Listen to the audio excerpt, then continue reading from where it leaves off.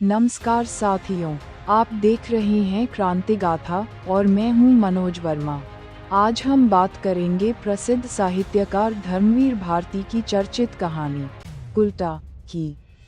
कुल्टा ये केवल एक शब्द नहीं, बल्कि सदियों से समाज द्वारा स्त्रियों पर लगाया जाने वाला एक कठोर आरोप है। लेकिन क्या हर आरोप सच होता है? क्या समाज हमेशा सही फैसला करता है, या कभी कभी परिस्थितियों को जाने बिना किसी के चरित्र पर निर्णय सुना देता है? धर्मवीर भारती की यह कहानी इन्हीं सवालों के बीच हमें ले जाती है।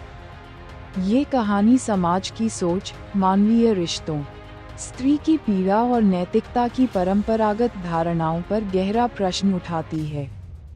आज हम इस कहानी के कथानक, पात्रों और उसके छिपे हुए संदेश को सरल भाषा में समझेंगे। तो आइए, बिना किसी देरी के शुरू करते हैं धर्मवीर भारती की विचारोत्तेजक कहानी कुल्टा। अगर आपको हिंदी साहित्य की ऐसी ही कहानियाँ पसंद आती हैं, तो वीडियो को लाइक करें, क्रांति गाथा चैनल को सब्सक्राइब करें और बेल आइकॉन जरूर दबाएं। चलिए कहानी शुरू करते हैं। कहानी है मेरी पड़ोसिन की। पड़ोसिनें अच्छी भी होती हैं और बुरी भी, कर्कशा भी होती हैं और सीधी भी, लड़ाकू भी होती हैं और मिलनसार भी। लेकिन मैं तो कुछ इस किस्म का आदमी हूँ कि जिन्हें यही नहीं कि भले बुरे की तमीज नहीं होती, वरन ये कि भले और बुरे के बीच की अंतरेखा का कोई महत्व ही वे नहीं समझ पाते। फलां आदमी शराब पीता है, इसलिए वह बुरा है। फलां आदमी खद्दर पहनता है, इसलिए अच्छा है। फलां ये करता है, इसलिए दुष्चरित्र है। फलां वह करता है, इसलिए सच्चरित्र है। इस तरह के बंधे बाधाए फैसले कभी भी मेरा मन स्वीकार ही नहीं कर पाता। मेरे लिए फलां व्यक्ति है, फलानी चीज है, फलानी बात है, बस इतना ही सच है। विशेषणों को समझने और महत्व देने की बुद्धि जैसे मुझे मिली ही नहीं। इसलिए कभी कभी जब मुझसे कहा जाता है कि उससे दूर रहो, ये बात अच्छी नहीं, तो मैं इसकी अहमियत नहीं समझ पाता। इसी अच्छे और बुरे की बात को लेकर अक्सर मुझमें और भैया में तनातनी रहती है। भले और बुरे की पहचान की। उन्हें कुछ ऐसी ईश्वरदत्त प्रतिभा है कि वह उड़ती चिड़िया पहचान लेते हैं। किसी का चेहरा देखकर बता दें कि उस आदमी में कितने महान दुर्गुण भरे हुए हैं।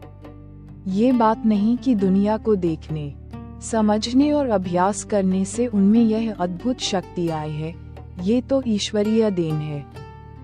वरना इस विश्लेषण में मैं, जड़मती, इतने अभ्यास के बाद सुजान बन ही गया होता।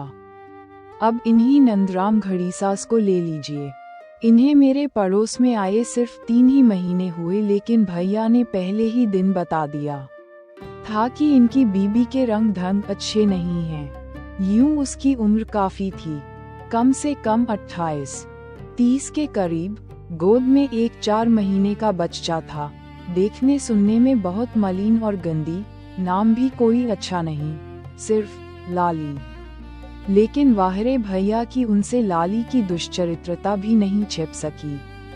भैया रोज उसके बारे में नई नई बातें बताते और मुझसे भैया से इसलिए बहस हो गई। यूं तो मुझे इस तरह की बातों पर अक्सर यकीन नहीं होता, और फिर लाली जैसी औरत को कोई भला निगाह उठाकर देखना भी पसंद नहीं करता। लेकिन भैया का कहना है कि मैं औरतों को समझता ही नहीं। यूं कभी वह आग लेने, कभी लड़के की घुट्टी लेने और कभी तुलसी की पत्ती लेने मेरे यहाँ आती थी। मगर भैया के फैसले ने इतना डरा दिया था कि कभी उसके सामने भी नहीं जाता था। मुझे ऐसी बातों पर जरा कम यकीन होता था, मगर मेरे यकीन करने न करने से क्या, जब सभी जानते हैं कि मुझे भले बुरे की तमीज नहीं। लेकिन एक घटना ऐसी हुई कि मेरा ध्यान उसकी ओर बुरी तरह खींच गया। उस दिन इतवार था और मैं दालान में बैठा साइकिल साफ कर रहा था। भैया, आपके पास कोई डाक का लिफाफा होगा? मैंने सर उठाकर देखा तो लाली। मेरी तो जुबान तालू में चिपक गई। नहीं, मैंने किसी तरह कहा। मगर सच बताऊं आपसे, अगर भैया का डर न होता तो उससे कुछ बातें करना चाहता था। टिकट है? उसने फिर पूछा। नहीं, लेकिन सुनिए। सहसा मैंने देखा दरवाजे पर भैया, और बड़ी सफाई से स्वर बदलकर मैं बोला, क्या मैं कोई डाकखाना खोले हूँ क्या? जी नहीं भैयाजी, उसके स्वर में बेहद दीनता थी। आज इतवार है, एक जरूरी खत लिखना था। सोचा शायद आपके पास हो, आप नाराज न हो। और जैसे लगा वह अभी रो पड़ेगी। उसके बाद वह मुड़ी और चली गई। अब भैया आए और पहले उन्होंने बड़ी विश्लेषणात्मक निगाह से मुझे सर से पैर तक देखा और बोले, क्या कह रही थी? लिफाफा टिकट मांग रही थी। भैया बहुत गंभीर थे। तो ये ढंग निकाला है, कमीनी, बदजात। नहीं भैया, मगर उसने और कोई बात नहीं की। मैंने उसे डांट दिया तो बेचारी रुआंसी हो गई। बेचारी पर खास जोर देते हुए भैया ने कहा, तुम अभी इन लोगों के ढंग नहीं जानते। पूरी उल्टा है ये, क्यों किसी पर तोहमत लगाते हो? तोहमत? जानते हो विधवा है ये, दूसरा ब्याह किया है। मैंने पहले ही दिन कह दिया था, लेकिन इतने से ही दुष्चरित्र कैसे हो गई?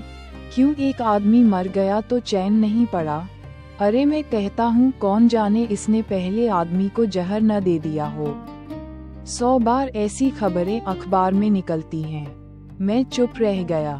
बात सही थी, कौन जाने उसने जहर ही दे दिया हो। लेकिन भैया के स्वर में कुछ ऐसा था कि उसमें मुझे अपने प्रति अच्छा न लगा। और मैं बोला, आप तो शक्की हैं। भैया सुनते ही मुड़े और फिर मेरे बिल्कुल नजदीक आकर बोले, और आप झक्की हैं। तुम जानते हो, जब तुम कॉलेज चले जाते हो तो रोज दोपहर में आकर मुझसे पूछती है, मेरा कोई खत तो डाकिया भूल से नहीं दे गया? बताओ, किसी का खत तो डाकिया मुझे नहीं दे जाता, फिर उसका ही क्यों दे जाएगा? फिर तुम्हारे सामने पूछने क्यों नहीं आती? अकेले में ही क्यों पूछने आती है? मैं सब समझता हूँ। प्रमाण अकाट्य था। मैं इस बार सचमुच निरुत्तर था। भैया फिर दरवाजे तक जाकर रुक गए और पैंट पर क्लिप चढ़ाते हुए बोले, और फिर मान लिया कि वह किसी और मतलब से नहीं आती। लेकिन कौन है जिसके खत के लिए इतनी चिंता कि किसी दूसरे के हाथ न पड़ जाए? किसे खत भेजने की इतनी बेताबी है कि इतवार भी काटे नहीं कट रहा है? और भैया साइकिल उठाकर चल दिए। उसी दिन से पता नहीं क्यों मैं लाली के बारे में अनावश्यक रूप से सोचने लगा। उसका घर खपड़ैल का था। मेरी खिड़की से उसका आंगन दिखता था। सहसा मुझे इस बात का ख्याल हो आया कि आज तक मैंने न कभी खिड़की बंद करने की कोशिश की और न कभी उसने पर्दा करने की। नंदराम से वह बहुत कम बोलती थी। नंदराम की उम्र 45 की थी और उसके पहली पत्नी से 2 बच्चे थे, जो लाली से नफरत करते थे। जब नंदराम खाना खाकर अपनी खिचड़ी मूंछों को पूंछता हुआ और दांत खोदता हुआ बाहर चबूतरे पर जा बैठता तो दोनों बच्चे लाली की शिकायत करते और कभी कभी नंदराम भी कह उठता, कमीनी है, वज्जात। और फिर आंगन में खड़े होकर गुर्राता हुआ कहता, मैं कहे देता हूँ कि घर में इन्हीं बच्चों के आराम के लिए लाया हूँ। तुझे माँ बनकर रहना हो तो रहो, वरना याद रख भूखों मर रही थी, अब चर्बी चढ़ गई है ना, हड्डी हड्डी तोड़ डालूंगा। इतने ही में नंदराम का बड़ा लड़का पुत्र गोद के लड़के को धीरे से चुटकी काट लेता और वह चीख कर रो पड़ता। लाली जब तक उसे दौड़कर चुप कराए तब तक नंदराम कहता, हरामजादी अपनी संतान को तो खाए जाती है, दूसरे के पेट की क्या ममता होगी। मुझे तो समाज के मंत्री जी ने अच्छा फांसा दिया। कहाँ बुढ़ापे में ये पाप गले पड़ा मेरे। और वह खड़ाऊं चटकाता हुआ फिर चबूतरे पर चला जाता। अगर मेरी जगह और कोई होता तो नंदराम का पक्ष लेता या लाली पर तरस खाता। मगर मैं तो बता चुका हूँ कि मुझे भले बुरे की तमीज ही नहीं और दुनिया की कोई चीज मेरे लिए अहमियत ही नहीं रखती।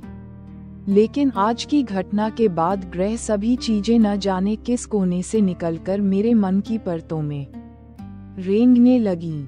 शाम को लेटा तो भी यही सोच रहा था। होली नजदीक थी और दूर पर कुछ बारी मिलकर ढोल पीट पीट कर फगुआ उड़ा रहे थे। इतने में भैया भी आकर बैठ गए। सामने की खिड़की खुली थी और नंदराम आंगन में खड़ा रोज का कार्यक्रम पूरा कर रहा था। हाँ, आज जरा उसकी आवाज तेज थी। वह अपने दोनों बच्चों को सकस ले जाने वाला था और कपड़े पहने तैयार खड़ा था। गोद का बच्चा चीख चीख कर रो रहा था, लेकिन लाली गुमसुम चौके में बैठी कुछ बना रही थी। घी और सूजी की महक यहाँ तक आ रही थी, जिससे अनुमान होता था कि वह होली का पकवान बना रही थी। नंदराम कभी पुत्र की टोपी ठीक करता, कभी अपना कोट, और कह रहा था, पकवान बना रही है हरामजादी। कहा था बच्चों को तैयार कर देना, लेकिन माँ का दिल हो तब ना। अपनी गोद का बच्चा गला फाड़ फाड़ कर मरा जा रहा है। जाने किसे खिलाएगी पकवान। एक को तो खिला खिला कर मार डाला और वह पैर पटकते हुए चला गया। भैया बड़ी दिलचस्पी से सुन रहे थे और उस कमीनी कुल्टा पर डांट पड़ने से उन्हें एक विचित्र प्रकार का मानसिक संतोष प्राप्त हो रहा था। सहसा वे मुझसे बोले, इधर आओ, देखो जरा। मैंने खिड़की से झुककर देखा। लाली कढ़ाई के पास से उठ आई थी और सामने एक थाल में से चीजें उठा उठा कर खा रही थी। बच्चा एक खटोले पर पड़ा रो रहा था। रोते रोते गला बैठ रहा था उसका। मगर लाली थी कि उस ओर बिना ध्यान दिए एक एक चीज बहुत स्वाद ले लेकर चख रही थी। कुछ ऐसी विपहसता थी इस दृश्य में कि मैं सिहर उठा। सचमुच यह औरत दुष्चरित्र ही नहीं, नीच है, जानवर है। बच्चा चीखते चीखते मरा जा रहा है और इसे अपने पेट की पड़ी है। यह माँ है, यह माँ है। भैया बोले, छे, मैं कहता हूँ औरत में जो कुछ अच्छा है, ऊंचा है, वंदनीय है, वह है उसका मातृत्व। जहाँ वह उससे गिरी कि फिर गोश्त के भूखे प्यासे लोथड़े के सिवा रह क्या जाता है? कुछ भी तो नहीं। अब बताओ, कोई भी इंसानियत रह गई है इस औरत में? केवल लालसा, अंधी तृष्णा, चाहे वह स्वाद की हो या भोग की। छे। इस बीच में लाली उठी और एक पिटारी ले आए। बच्चा अंत में रोते रोते सो गया था। पिटारी में उसने बहुत सा पकवान रखा और एक कपड़े से बांध दिया। इतने में किसी ने बाहर से आवाज दी। वह बाहर गई और हम लोगों ने देखा कि उसके पीछे पीछे कोई आदमी तंजव का कुर्ता और धोती पहने आ रहा है। आदमी ने अंदर आते ही चारों तरफ देखा। लाली बोली, कोई नहीं है, घबराओ मत। उसने सशंकित निगाह से हमारी खिड़की की ओर देवा और कुछ लाली से कहा जो सुनाई नहीं पड़ा। लाली थोड़ी देर आंगन में खड़ी कुछ सोचती रही, फिर चुपचाप बरामदे में चली गई। वह आदमी भी अंदर चला गया। मैं मारे ग्लानि के खिड़की के पास से उठाया। भैया कमरे में टहलने लगे। देखा तुमने? थोड़ी देर बाद बोले, अब तो अपनी आंखों से देख लिया। मैं कल नंदरान से करता हूँ कि वह अपना मकान बदल दे, वरना अच्छा नहीं होगा। मुझे ये सब बहुत नापसंद है। ऐसे आदमियों का पड़ोस कितना गलीज होता है। थोड़ी देर में आदमी जब गया तो हाथ में पकवानों की पिटारी। मुझे कभी कभी ताज्जुब होता था कि नंदराम क्यों इतना बेखबर है। क्या वह लाली के रंगन नहीं समझता? क्यों नहीं वह ऐसी औरत का गला दबा देता? एक तो विधवा, ऊपर से। लेकिन कुछ रोज बाद, शायद होली तब तक बीत चुकी थी, उस घर में एक घमासान कांड मचा। आंगन में कुछ नहीं दिख पड़ता था, मगर बरामदे में अंदर नंदराम चीख रहा था, मैं सब समझता हूँ, सब जानता हूँ। रोज मोहल्ले भर में जाकर उसकी चिट्ठी ढूंढती है। उसी के लिए ये पकवान बने थे, ले और ले। घम घम। मारपीट शायद हो रही थी। क्योंकि नंदराम के दोनों बच्चे पुता खास तौर से ताली बजाकर नाच रहे थे। बीच बीच में सिसकियों की आवाज, बाद में फिर नंदराम की आवाज। इतनी हिम्मत तेरी, उसे यहाँ बुलाएगी, जान ले लूंगा तेरी, कुतिया। उसके बाद रोते रोते कुछ लाली ने कहा जो सुन नहीं पड़ा और थोड़ी देर के लिए नंदराम की आवाज आनी बंद हो गई। मैंने भैया की ओर देखा, वे बहुत खुश नजर आते थे। बोले, आज पता लगा है, उसी को लिख रही होगी खत, जो उस दिन आया था। सहसा नंदराम फिर चीख कर बोला, मैंने एक दफे कह दिया ना, खबरदार जो उसे खत लिखा, तेरी उंगलियां काटकर मिर्चा भर दूंगा। लेकिन उससे भी ज्यादा जोर से चीखकर लाली बोली, मैं लिखूंगी, लिखूंगी हत्यारे, कसाए, निपुते। और सहसा वह बरामदे में से निकलकर बाहर भागी। नंदराम उसके पीछे लपका, मगर ये ले, वह ले, और लाली मेरे आंगन में मौजूद और लगी चीखने, माँ जी, बचाओ माँ जी, कसाई मारे डालता है मुझे। माँ अष्टमी पूजने गई थी, मेरे काटो तो खून नहीं। भैया कुछ कहने ही वाले थे कि इतने में नंदराम चीखता चिल्लाता हुआ आया और उसके बाल पकड़कर घसीटता हुआ ले गया। भैया ने कहा, जाओ दरवाजा बंद कराओ। मैं नीचे उतरा कि आंगन में ही मेरी निगाह मुड़े हुए पोस्टकार्ड पर पड़ी जो लाली के आंचल से गिर पड़ा था। शायद यही उसके प्रेमी का खत था जिस पर कोहराम मचा हुआ था। उठाऊं या न उठाऊं, अंत में मैंने उठा ही लिया। किसी बहुत कम पढ़े लिखे की बहुत त्रुटिपूर्ण हस्तलिपि में था। मैं इसको वैसे ही लिखे देता हूँ जैसा कि गलत सलत लिखा हुआ था। श्रीमती माताजी। आगे समाचार ये है कि आपके भेजे हुए पकवान मिले। आपने जो कि लिखा है कि एक बार इलाहाबाद चले आना, वह मैं इम्तिहान बाद आऊँगा एक दिन के लिए, पर मैं ठहरूंगा नहीं क्योंकि आपने शादी कर लिया है। और रहा हम तो स्कूल वालों की बात सुनने के लिए और पुत्र की मार खाने को मैं उस बार इलाहाबाद गया। आपने कहा कि मेरा लड़का नालायक है, स्कूल से भाग आता है, और नंदराम ने हजारों बातें सुनाई। हमको नंदराम की बात सुनने का बर्दाश्त नहीं है। बात सुनने की बर्दाश्त होता तो मामा की खुशमत करता तो वो अपने पास रख लेते। जब मामा के पास से दादा के घर आए तो हमारे कुछ कपड़ा धोबी के यहाँ रह गया, उसे मामी नहीं भेजा। और बहुत बात है जो मैं आऊँगा तो बताऊंगा, पर आपने जो लिखा कि मैं 10 रुपये का मास्टर रख दूंगी और 2 आना रोज दूंगी, वह आप मुझको देना होता तो पहले देता। मैं आपका नंदराम की कमाई नहीं खाना चाहता। मैंने तो सोचा है कि मुझको दादा नहीं रखेंगे तो किया, जिस भगवान पैदा किया वह जिंदा रखेगा। आपने कहा था दादा से कि मैं समझूंगी कि इस कुल में सब मर गए तो समझ लीजिएगा कि मर गया, या इससे आपको दुख हो तो समझ लीजिएगा कि मेरा लड़का मरा नहीं, नालायक है। अब जो दूसरा हुआ है वह बड़ा होकर कहना मानेगा। होली के दिन मामा आपका पकवान दिया पर हम खाया नहीं कि वह नंदराम की कमाई का है, तो उसे मामी रख लिया। यहाँ सब ठीक है। इंदिरा जल गई थी, छोटी बुआ को बिटिया हुई, सो निमोनिया हो गया, अब ठीक है।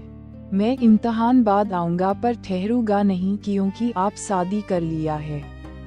आपका पुत्र श्याम मनोहर लाल तो ये था जिसे हम प्रेम पत्र समझ रहे थे। मैंने चुपचाप खत भैया को दे दिया और कुर्सी पर बैठ गया। खिड़की से आवाज आ रही थी। लाली जिबह की जाती हुई गाय की तरह डकरा डकरा कर चीख रही थी, मैं लिखूंगी, जरूर लिखूंगी, उसे यहीं बुलाऊंगी, तेरी छाती पर बिठाऊंगी। और नंदराम मारता हुआ चीख रहा था, हरामजादी, कुतिया, कमीनी, बदजात, कुलटा। अभी आप सुन रहे थे धर्मेंद्र भारती की लिखी कहानी कुलटा। इनके कहानियों का संग्रह चांद और टूटे हुए लोग। इनकी अगली कहानी सुनने के लिए जुड़े रहिए क्रांति गाथा से। मैं हूँ मनोज वर्मा। धन्यवाद।